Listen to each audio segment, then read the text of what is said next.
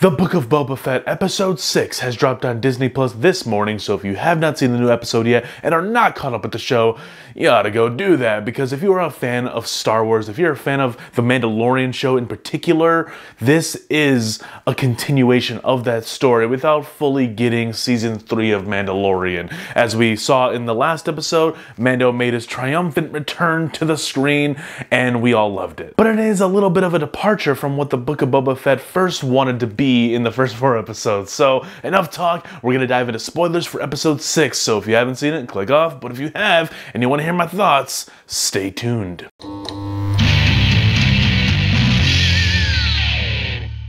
What's up, everybody? Welcome back to the Heads Project. I'm John Ordalaza, and today we're talking about spoilers for the Book of Boba Fett episode 6. Now this one gets a little juicy, so if you're still here and you haven't seen the episode yet, please go watch it, man. It's something I don't want to spoil for you. It's something you have to experience, man. Alright, so you guys know I'm a big nerd. I heard a lot of rumors and predictions going into this episode, and to be honest, I couldn't believe them. I couldn't bring myself to get to that level of hype, because once I heard that people were kind of predicting Luke and Grogu, I was like, no, I'm out. I'm sorry. No, this is Boba Fett's show, the Book of Boba Fett. Din Djarin getting his own episode and pretty much sidelining Boba Fett for the entirety of that episode. Alright, but he's still a Mandalorian, and it's kind of like, you know, some people get him mixed up with Boba Fett. I mean, I wouldn't, but I'm just saying, like, and you know, some people. So I was kind of hoping that this show was going to stay committed to its one thing, which is tell a tale about Boba Fett, but some people might raise the argument that his story is kind of done in this show, and that all that there's left is the battle with the Pike Syndicate. And yeah, I'm still excited for it, but man, to have two episodes towards the end of the series just not be about Boba Fett, it's a little weird. With that being said, I'm gonna stop because this was another fantastic episode just like the last one. It may not have anything to do with Boba Fett towards the end of it, but still, it was a lot of fun because we did get Luke Skywalker. We did get Grogu, and we got a lot more, but let's start right there. So the episode kicks us off with the Marshal, the character we got introduced to in Season 2 of Mando, who had the Boba Fett armor he bought off of the Jawas, and he's interrogating these Pike guys who are on his land, and it's a really nice Western-style scene, and he just shoots them all up, and they were, you know, they were messing around with some spice, because this is Dune for some reason. So the Marshal defeated the Pikes, and then it cuts to the title screen, cuts back to Mando in his Naboo starfighter, and he's on this grassy woodland looking planet. I'm thinking, oh, is this, what is this, the Forest Moon of Endor? No, it's just some new planet, I guess. I don't know what this planet's called. Some Star Wars nerd theory will tell me. Then the camera shows this satellite coming straight out of the head of R2-D2. Now, if you guys know a thing or two about R2, he's been hanging out with said Luke Skywalker, so I was thinking, oh god, it's happening right now, but not yet. Not yet, guys, hold on. We have to pay attention to this droid ant colony. Yes, Mando encounters R2. R2 then takes him to the temple, the Jedi temple, it looks like, that's being built by this giant droid ant army. There's this droid army, but they're ants. They're human-sized droids just crawling about, building this temple, and it looks cool. It's little things like this, little obscure things like this in the Star Wars galaxy I love to see. We get the most of that in the last episode and in this one, and those are the types of things that I love in Star Wars because it makes it stand out and it makes it feel unique as opposed to the first 4 episodes of the Book of Boba Fett that just felt like a Western because it only took place on the one planet. Now, I'm not saying if you want to base your entire Star Wars show spin-off on a single planet, that's not a bad thing, but you could potentially lose sight of the specialty that is Star Wars. You know, going to different planets, finding new species and new creatures and new just adventure stuff, you know? And you get that vibe with the Mando show so much in these 2 episodes, 5 and 6 of the Book of Boba Fett, that has nothing to do with the Boba Fett storyline. You get that sensibility and that adrenaline rush flowing through your veins. I haven't been this excited about Star Wars since the finale of Mando Season 2, and this one just kind of like matches that, honestly. R2 shuts down and he doesn't show Mando anything, doesn't tell him where Luke and Grogu are. I don't even think he speaks droid, but he doesn't lead them to him, he just shuts down. And then it cuts to a tree in the distance and it shows a head, and you can clearly tell that's a human. But then it then zooms in And it's Luke Skywalker chilling there. He's meditating, and my God, if you thought that there was something wonky, weird looking about the Luke Skywalker from the Mando Season 2 finale, that's because he was, you know, de-aged. That was like deep fake, so to speak. They used a stand-in. I believe Mark Hamill was a stand-in, but you know, they made him look as if this was straight out of the original trilogy timeline, as if they filmed it in the 80s, and it looked okay in there. I never had an issue with it. I was accepting of it. It looked passable. I didn't think it looked terrible though, but a lot of people were nitpicking about it, and even a YouTuber, you know, he did his own deepfake for it, and a lot of people preferred that look. The hair was weird on his, but, you know, if they worked together, they could eventually do a really good Luke Skywalker, and that's exactly what happened. I don't know if you guys heard about this story, but Lucasfilm hired this guy who did his own deepfake of the Luke Skywalker cameo at the end of Mando Season 2,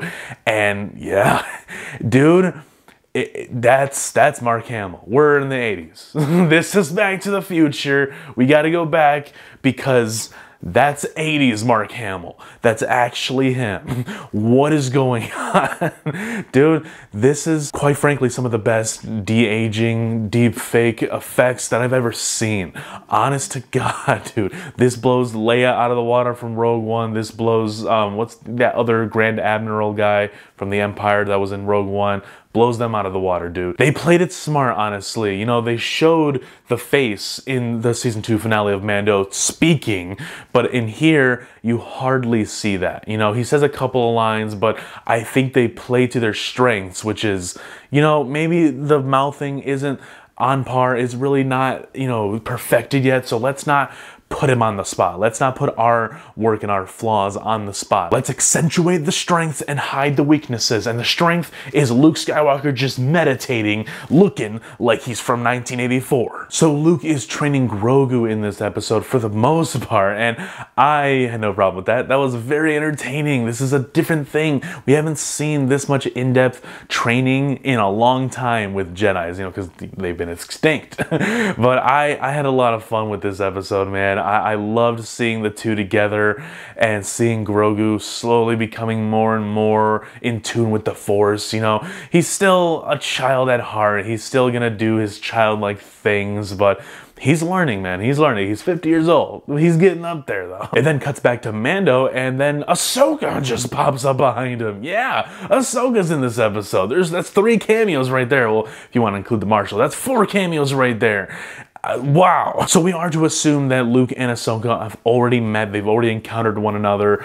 We might see how that happened and how they met in the Ahsoka show. Probably. I have no doubt we're probably going to see that because, come on, dude.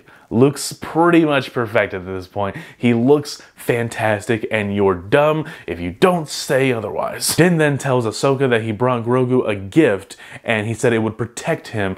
She then poses the question, are you coming to see him for him or for you? Din, of course, adopted the Mandalorian religion as a foundling, and he also adopted the idea of bringing in Grogu as his foundling and someone he had to protect and watch over. But at the same time, you have this conflicting ideology of Grogu now being trained under Luke Skywalker, Jedi Master Luke Skywalker, who comes from a religion that has to forego all attachments. So that is something that Grogu has to come to terms with once he's able to like fully understand, which I do believe he does in this episode. But you know, it's hard to get a read on someone who acts like a child, like an infant baby. But you get that sense that he does understand, and he does understand that he needs to make a decision. And Luke makes that very clear for Grogu. He tells him, look, this is the gift that the Mandalorian gave you. It's like this chain-linked armor that he's supposed to wear under his clothes for protection. Looks really nice. And then he lays that on one side of this towel, and then he says, you can have this, or you can have this really dope lightsaber. And he pulls out Yoda's lightsaber, his old master. And it's the tiny little one with the tiny little blade. It looks adorable. Of course, I want him to hold it. But he tells him very quickly, like, this is the choice. You either go back and return to your friends, to Mando, and take this chain link armor, or take this lightsaber and I will teach you how to become a great Jedi, and we will follow down that path. And as a Jedi, you cannot have it both ways. Luke Skywalker's father, Anakin, had it the hardest way of all. He had to lose his mother, the only person he ever had in his life, essentially. He had to just get rid of her. And it was unfortunate, but that's what had to happen. So the episode just ends on that cliffhanger of, like, what is Grogu gonna choose? And I'm kind of scared. Like, what if he chooses both? There's nothing wrong with both. It's a little armor. It'll help. Plus, it's Beskar, so that really helped, honestly. Come on. Don't be a stickler, Luke. Oh, and before that cliffhanger ending, we cut back to the Marshal. He's talking to Din, and Din's trying to get him on the side of Boba Fett. By the way, I forgot to mention, Boba Fett wasn't a scene in this show. He was. Like, Mando stopped by at the castle to go over plans and whatnot, and he went out to the Marshal to get more people. Again, Boba Fett was lost in that entire sentence. The Marshal and the bartender are saying, this is not our fight, and Din's saying, hey, this is for the whole planet. We need people, the best fighters of Tatooine, to come together and stop the Pike Syndicate. And he said, I'll think about it. Mando leaves, the Marshal walks out, and then he sees someone walking in the distance coming towards them. It's someone with a trench coat, and then they cut a little closer, it's someone with a hat. Like a very, you know, roundish hat. And I'm thinking, oh boy. Now, I have said this before, I have not seen all of Clone Wars or all of Bad Batch, but I have seen episodes with this particular character in it, a handful of them, and I really like him. He's really cool. I like his style, I like his look, he's very menacing. And it's Cad Bane. Cad Bane comes into frame. He's got his hat down, covering his eyes. All you can see is his sharp teeth, and he's gritting his teeth. He's talking. Dude, it's menacing, dude. It's like Undertaker in Star Wars. It looks amazing. And, like, he's a little bit lighter. I thought the blue was going to be a little bit darker, but you know what? I'm not going to nitpick because the rest of it looked amazing. I loved the look of Cad Bane in this episode. It's insane, dude. They translated a lot of characters from the animated shows very well. Ahsoka, Bo-Katan, and now Cad Bane. Cad Bane is probably my favorite now. He looks so good and so menacing. And when he lifts his head up and you see the red glowing eyes, the giant red glowing eyes, fear is injected into my soul, dude. I love this dude. This was such a tension-filled scene between the Marshal and Cad Bane. He tells him first, before he shoots him, that you're gonna stand down, stay out of this fight, but then he shoots him anyways, and then he shoots the guy 3 times. He's definitely dead, but the Marshal might survive this. He only got shot once, and then they catered to him. All of his townspeople catered to the Marshal, and the bartender just stared off into the distance as Cad Bane walked away, so boy, I'm excited, dude. But anyways, guys, those are my thoughts on episode 6 of the Book of Boba Fett, which is essentially just the Filoni-verse taking over. I have no problem with it. As a Star Wars fan, this gets me all giddy, dude. I love stuff like this, but why even hide any of this from us? This is a big part of the show. They should have teased it a little bit because they were really setting us up for a Boba Fett-centric show. And I'm not like the hugest Boba Fett simp or anything, but I'm just saying it's a little misleading because half this show isn't even about Boba Fett anymore. So hopefully, like, you know, it rounds out in the last episode and we get a blend of this Filoni-verse stuff with Boba Fett because, you know, this is the Book of Boba Fett. But, you know, I can't complain too much. I don't want to complain because this episode was great. Luke Skywalker's deep fake technology looked incredible.